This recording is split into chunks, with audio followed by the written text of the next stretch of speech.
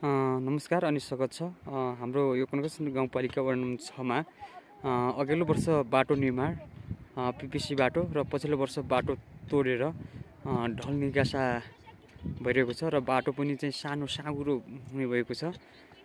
यसरी 50 को ढल निकासा 30 बीचमा पानी बग्ने र यता 10 र यता 10 गरेर 50 को ढल निकासा भइरहेको छ र यसरी चाहिँ बाटो तोडफोड भइरहेको छ र भेट्टामा जग्गामा धेरै ठुलो ढुङ्गा लागेको कारणले गर्दा यसरी आगो बाल्दा पनि चाहिँ ढुङ्गा नफुटेको र बाटो अघिल्लो वर्ष निर्माण र पछिल्लो वर्ष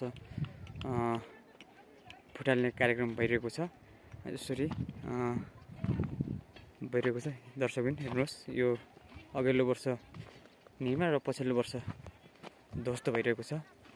पुरानाको ध्वस्त नयाँको निर्माण भने जस्तै भइरहेको छ। यसरी चाहिँ बाटोहरू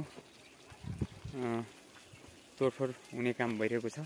यसरी यो चाहिँ ढल निकासाको लागि र यहाँ बाटो धेरै साँगुरो हुने भएको छ, किनभने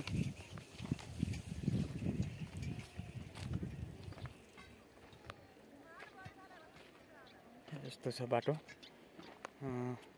पीपीसी गरेको बाटो फुटाल्नु पर्ने बाध्य भएको छ, किनभने